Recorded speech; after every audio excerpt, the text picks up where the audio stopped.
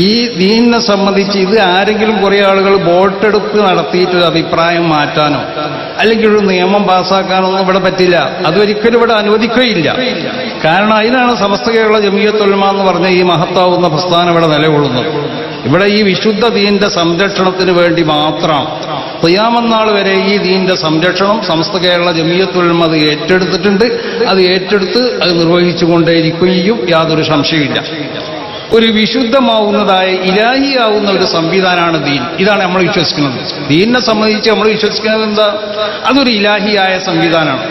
ഈ ഇലാഹിയായ സംവിധാനത്തിൽ ഒരു നിലക്കുള്ളതായ കൈകടത്തലും സാധ്യമല്ല. ഒരു നിലക്കുള്ള കൈകടത്തലും അത് ഒരിക്കലും ആരും അനുവദിക്കുന്നതല്ല. അത് അനുവദിക്കാനും ഈ സമൂഹം ഇവിടുന്നുള്ള ഒരു മുസ്ലിം വാക്കിയുള്ള കാലത്തോളം ഒരു മുസ്ലിം എവിടെ ഉള്ളൂ എന്നാലും അവൻ അതിനെതിരെ ശബ്ദിക്കും. കാരണം എന്തുകൊണ്ട്? ഇത് ഇലാഹിയായ ഒരു സംവിധാനമാണ്.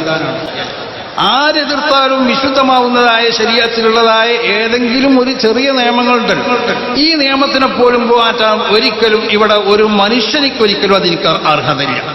ഇത് ആദ്യം ഇവിടുത്തെ ഭരണകർത്താക്കൾ മനസ്സിലാക്കണം. ഭരണകർത്താക്കളെ സംബന്ധിച്ചിടത്തോളം അവർ ദീൻ കാര്യത്തിൽ ഇടപെടലില്ല അവർ വേണ്ടത്. ദീൻ എന്നുള്ളത് ഓരോ ദീനിന്റെയും അതിനോട് ബന്ധപ്പെട്ടതായ ആളുകൾക്ക് വിട്ടുകൊടുക്കുക. അവരവരെ ദീനനുസരിച്ച് അവർ ജീവിക്കട്ടെ. റസൂൽ സ്വല്ലല്ലാഹു അലൈഹി വസല്ലമ തങ്ങളോട് അല്ലാഹു സുബ്ഹാനഹു വ തആല ഖുൽ യാ അയ്യുഹൽ കാഫിറൂൻ എന്ന ആയത്ത് അവതരിപ്പിച്ചുകൊണ്ട് അല്ലാഹു സുബ്ഹാനഹു വ തആല നബിയോട് പറയാൻ പറഞ്ഞതെന്താ? ഒരു കാലത്തും ഈ വിഗ്രഹാരാധനക്ക് ഞങ്ങളില്ല എന്ന് പറഞ്ഞുകൊടിയും നിങ്ങൾ ഈ വിഗ്രഹ ആരാധന വിട്ടുകൊണ്ട് ഈ ഏകദൈവത്തിനെ അല്ലാഹു സുബ്ഹാനഹു വ തആലയെ ആരാധിക്കുക എന്നതും ഒരിക്കലും ഉണ്ടാവുന്നതല്ല. അവരെ സംബന്ധിച്ച് അല്ലാഹു സുബ്ഹാനഹു വ തആല ആ യാഥാർത്ഥ്യം മനസ്സിലാക്കിയതുകൊണ്ട് അവരോട് തുറന്ന് പ്രഖ്യാപിക്കാൻ പറഞ്ഞു. എന്നിട്ട് ലക്കും ദീനുക്കും വലിയ ദീൻ. അപ്പൊ ഓരോരുത്തരും അവര് ഇഷ്ടപ്പെടുന്നതായ ചില അവർക്കുള്ള തത്വങ്ങളും സംഹിതകളും ഒക്കെ ഉണ്ടാവും, തത്വസംഹിതകളുണ്ടാവും, നിയമങ്ങളുണ്ടാവും. അതനുസരിച്ച് ഓരോരുത്തരും ജീവിക്കട്ടെ. ഞങ്ങളെടുത്തുള്ളത് ഒരു ഇലാഹിയായ സംവിധാനമാണ്, ഇതനുസരിച്ച് ഞങ്ങളും ജീവിക്കാന്നാ.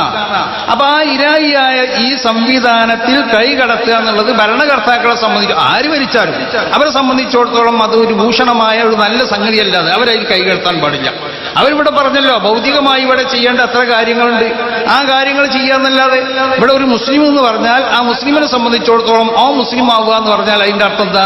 ഇസ്ലാമികമാവുന്ന, അതാ സ്ത്രീ ആവട്ടെ പുരുഷനാവട്ടെ, ഇസ്ലാമികമാവുന്ന സർവ്വ നിയമങ്ങളും പൂർണ്ണമായി ഞാൻ അനുസരിക്കാൻ തയ്യാറാണെന്ന മതത്തിനെ പറ്റി മനസ്സിലാക്കാതെ അതിനെപ്പറ്റി അഭിപ്രായം പറയാൻ അത് ഭരണകർത്താക്കൾ എന്നല്ല, ആർക്കും അത് യോജിച്ചതല്ല. അവരെ പടി ഓരോരുത്തരും അവരവർക്ക് ഏൽപ്പിക്കപ്പെട്ട ജോലി ചെയ്താൽ മതിയല്ലോ. ഒരു കാര്യം നമ്മൾ മനസ്സിലാക്കണം, വിശുദ്ധ ഈ ദീനിന്റെ പല ശരീഅത്തിന്റെ പല നിയമങ്ങളിൽ അത് ശരിക്കും മനസ്സിലാക്കാതെ അല്ലെങ്കിൽ മനസ്സിലാവാത്തത് കൊണ്ടല്ല, ഈ സമൂഹത്തിന് ഈ സമുദായത്തിന് എങ്ങനെയെങ്കിലും ഇവരെ ഒരു മോശമുള്ളതായ ഒരു ജാതികളായി കൊണ്ട് ചിത്രീകരിക്കണം എന്നുള്ളതായ ഒരു നീചമായ അജണ്ട ആർക്കോ ഉള്ളത് കൊണ്ടിട്ട്. അതുകൊണ്ടാണല്ലോ ഇവിടെ എല്ലാ കുറ്റകൃത്യങ്ങളിലും ഇവിടെ കുറ്റകൃത്യം ആരെല്ലാം ചെയ്യണം? ആ കുറ്റകൃത്യം ഇവിടെ മുസ്ലിമുകൾ മാത്രമേ ചെയ്യുന്നുള്ളൂ. ഇവിടെ എല്ലാ സമുദായക്കാരും ഇന്ത്യയിൽ കുറ്റകൃത്യം ചെയ്യണില്ലേ? പക്ഷെ ഒരു മുസ്ലിം കുറ്റകൃത്യം ചെയ്താൽ അത് വലിയൊരു വിഷയമായി. മുസ്ലിം രണ്ടാമതൊരു തൊലാഖ് ചൊല്ലിയാൽ അത് വലിയൊരു വിഷയമായി. അപ്പൊ വിശുദ്ധ ശരീഅത്തിന്റെ സർവ്വ നിയമങ്ങളും അതിന് യുക്തി ഉണ്ടോ ഇല്ല എന്നുള്ളത് പരിശോധിക്കേണ്ട ആവശ്യമില്ല. അത് യുക്തി ഉണ്ടായാലും ഇല്ലെങ്കിലും മുസ്ലിങ്ങളെ സംബന്ധിച്ചിടത്തോളം അത് യുക്തി ഉണ്ടെങ്കിലും ഇല്ലെങ്കിലും ശരീഅത്തിന്റെ നിയമങ്ങൾ പരിപൂർണമായും കൊണ്ട് ഉൾക്കൊള്ളാനും അത് വിശ്വസിക്കാനോ അവർ തയ്യാറാവണം. അപ്പൊ അതിന് യുക്തി ഉണ്ടാവുക അല്ലെങ്കിൽ യുക്തി ഇല്ലാതിരിക്കുക. യുക്തി ഉണ്ടെങ്കിൽ തന്നെ നമുക്ക് യുക്തി മനസ്സിലായിക്കോളണമെന്നില്ല.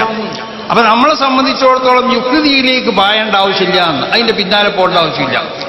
ഔദി റസൂൽ ഒരു സംഗതി കൽപ്പിച്ചാൽ അത് അതേപോലെ ചെയ്യാം.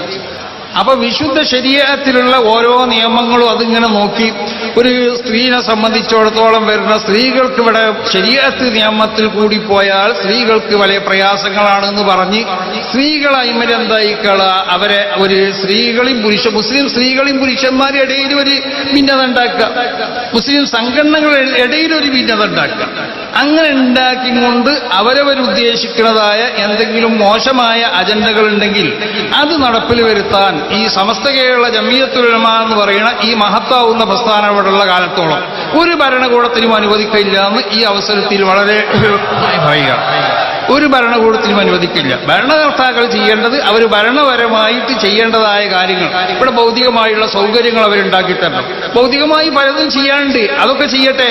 ഇവിടെ മതത്തിന്റെ കാര്യത്തിൽ ഇടപെടുകയല്ല വേണ്ടത്. മതത്തിന്റെ കാര്യത്തിൽ ഇടപെട്ടാൽ തീർച്ചയായും അതിന്റെ ഫലം അനുഭവിക്കുക തന്നെ ചെയ്യും, യാതൊരു സംശയമില്ല. അപ്പൊ അതുകൊണ്ട് ഭരണകർത്താക്കളോടൊക്കെ ആരാണെങ്കിലും അവരോട് വളരെയധികം സൗമ്യമായ ഭാഷയിൽ നമുക്ക് പറയാനുള്ളത്, ഈ ഇന്ത്യ രാജ്യത്തിന്റെ അതിന്റെ ഈ നല്ല സ്വഭാവവും ഈ ഇന്ത്യ രാജ്യത്തിന്റെ നമ്മൾ അനുഭവിക്കുന്നതായ എല്ലാവരും അനുഭവിക്കുന്നതായ ഈ സ്വാതന്ത്ര്യവും ഇതൊക്കെ അനിക്കപ്പെടുന്ന നിലക്കുള്ളതായ ഒരു പ്രവണതയിലേക്ക് നീങ്ങിയാൽ അതിന്റെ ആപത്ത് വളരെ ശക്തമായിരിക്കും, വളരെ ശക്തമായിരിക്കും. മുസ്ലിങ്ങളെ സംബന്ധിച്ചിടത്തോളം നമ്മൾ എപ്പോഴും ഈ ഇന്ത്യ രാജ്യത്തിന്റെ ഭരണഘടനയെ മാനിക്കുകയും അതിനെ പരിപൂർണമായി ആദരിക്കുകയും ചെയ്യുന്നവരാണ്. അങ്ങനെയാണ് വിശുദ്ധ ശരീഅത്ത് നമ്മളെ പഠിപ്പിക്കുന്നത്. നമ്മളെ ഈ സ്വദേശം, ഈ രാജ്യം, ഈ രാജ്യത്തിനോട് നമ്മൾ കടപ്പെട്ടവരാണ്. ഈ രാജ്യത്തെ നമ്മൾ സ്നേഹിക്കുന്നവരാണ്. ഈ രാജ്യത്ത് ഏതെങ്കിലും നിലക്കുള്ളതായ അനാവശ്യമാവുന്ന പ്രവണതകൾ, അല്ലെങ്കിൽ വർഗീയത, അല്ലെങ്കിൽ തീവ്രവാദം, ഇതൊക്കെ ആരിൽ നിന്നുണ്ടായാലും അതിനെ എതിർക്കുന്നവരാണ് നമ്മൾ. സമസ്ത കേരള ജംഇയ്യത്തുൽ ഉലമ ഇവിടുത്തെ എല്ലാ തീവ്രവാദ സംഘടനകളെയും സമസ്ത കേരള ജംഇയ്യത്തുൽ ഉലമ എതിർത്തിട്ടുണ്ട്.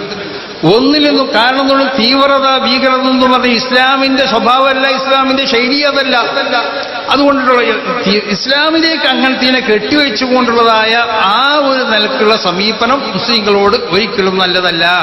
ഇതേ ഭരണകർത്താക്കളോടും ആരോടും പറയാനുള്ളത്. കാരണം നമുക്ക് ഇസ്ലാമിനെ മനസ്സിലാക്കേണ്ടത് നബി സല്ലല്ലാഹു അലൈഹി വസല്ലമ തങ്ങളാണ് ഇവിടെ ഭരിച്ചു. നബിന്റെ ഭരണം നോക്കിയാണ്. നബി സല്ലല്ലാഹു അലൈഹി വസല്ലമ തങ്ങളുടെ ഭരണകാലത്ത് ഏതെങ്കിലും മറ്റൊരു മതസ്ഥനെ നബി നോവിച്ചിട്ടുണ്ടോ? നബി വേദനിപ്പിച്ചിട്ടുണ്ടോ? അബൂബക്കർ റളിയല്ലാഹു തആല നബിന്റെ ഭരണകാലം പരിശോധിച്ചു നോക്ക്, ഉമർ ബിൻ ഖത്താബിന്റെ ഭരണകാലം പരിശോധിച്ചു നോക്ക്, ഉസ്മാൻ ബിൻ അഫ്ഫാൻ തങ്ങളുടെ ഭരണകാലം പരിശോധിച്ചു നോക്ക്, അലി റളിയല്ലാഹു തആല നബിന്റെ ഭരണകാലം പരിശോധിച്ചു നോക്ക്. ഇവരൊക്കെ ഭരണകാലത്തിൽ ഏതെങ്കിലും ഒരു മുസ്ലിമല്ലാത്ത ഒരുത്തനെ അവർ ഭരണാധികാരികൾ നോവിച്ചിട്ടുണ്ടോ? നോവിച്ചിട്ടില്ല എന്ന് മാത്രമല്ല, അവർക്കുള്ള ആനുകൂല്യങ്ങൾ വകവെച്ചു കൊടുക്കുകയാണ് വിശുദ്ധമാവുന്ന ശരീഅത്ത് ചെയ്തിട്ടുള്ളത്. വിശുദ്ധമാവുന്നതായ മഹാന്മാരാവുന്നതായ ഇസ്ലാമിക ഭരണകർത്താക്കൾ ചെയ്തിട്ടുള്ളത്. അപ്പൊ ഇസ്ലാമിക ഭരണം എന്നുള്ളത് ഇവിടെ അത് ഒരു ഭീകരതയോ അല്ലെങ്കിൽ ഒരു തീവ്രവാദം ഉണ്ടാക്കുന്നതായ ഒരു സ്വഭാവമല്ല. മുൻഗാമികൾ ആ ഭരണത്തിനെ മനസ്സിലാക്കേണ്ടത് നബി സല്ലല്ലാഹു അലൈഹി വസല്ലമ തങ്ങളുടെ ഭരണത്തിൽ നിന്നാണ്. മഹാന്മാരാവുന്ന ഖുലഫാഉൽ അർബഅത്തിന്റെ ഭരണത്തിൽ നിന്നിട്ടാണ്. ബഹുമാനപ്പെട്ട ഉമർ ബിൻ അബ്ദുൽ അസീസിന്റെ ഭരണത്തിൽ നിന്നിട്ടാണ്. അവരൊക്കെ ഭരണം പരിശോധിച്ചു നോക്ക്.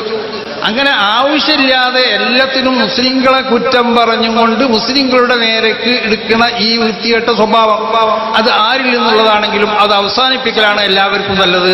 ഈ ഇന്ത്യ രാജ്യത്തിന്റെ ഭരണഘടന നമുക്ക് അനുവദിക്കുന്നതായ ഈ സ്വാതന്ത്ര്യം, നമുക്ക് എന്ന് പറഞ്ഞാൽ ഇവിടുത്തുള്ള ഇന്ത്യക്കാർക്ക്, അവർക്ക് മതപരമായി ഇവിടെ എന്തെല്ലാം മതാചാരങ്ങൾ ഇവിടെ മുമ്പുണ്ടായിരുന്നു, ഇതിനൊക്കെ എതിർത്തോ. ഇവിടെ 4 ആൾ കൂടി ഒരു പെണ്ണ് കൊടുത്തതിനു മുമ്പ് 4 ആൾ കൂടിയടോ ഒരു പെണ്ണ് കൊണ്ടുവരിക, എന്നിട്ട് ഒരു പെണ്ണ് കൊടുത്ത് 4 ആൾക്കും ഒരു പെണ്ണ്.